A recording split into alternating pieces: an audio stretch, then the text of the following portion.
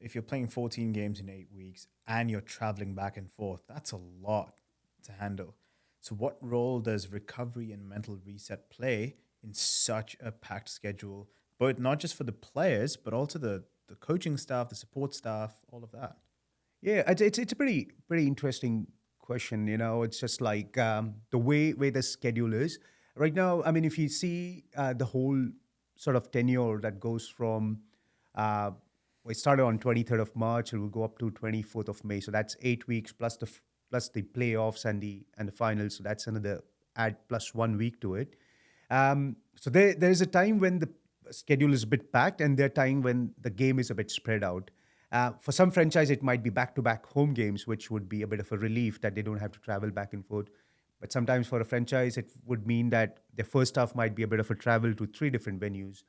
So recovery, but obviously it's a key role. You have like four massage therapists or five massage therapists as a part of your team. You have like two or three physios, and that's how the back end team is there. It's ready for you, to with all everything that they need in terms of recovery.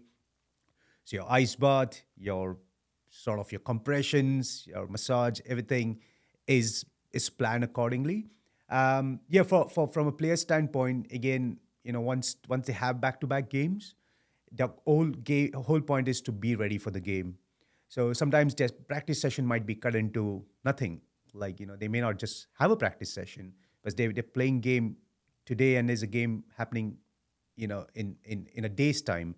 So, and then they're traveling. So I remember last year we played against, I can't remember the team that we played at home, and we had to travel next morning to Kolkata, and we had a game the following day. So we literally left in the morning. We reached Kolkata. By the time we got to hotel was 7 o'clock. And next morning we had a game. So it was a day game.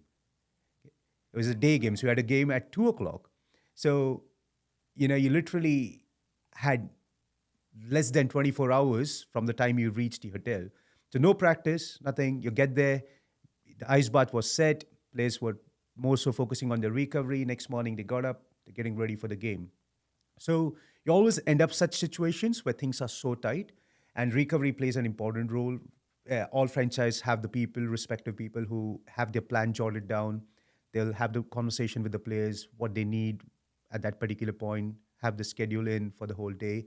Yeah, and those are the days when things get cramped up. The physios and all the masseurs, they are super busy. But then within that time frame, there's always going to be a week where the games might be a week apart. Like now, as an example for Lucknow this time around, they had their last game last Sunday, and now next game would be in Dharmasala in a week's time. So that allows players to take a bit of a time off. Some players, because they live in and around, they might go home for a couple of days just to relax, Okay, chill. that's allowed then. You That's can, allowed, okay.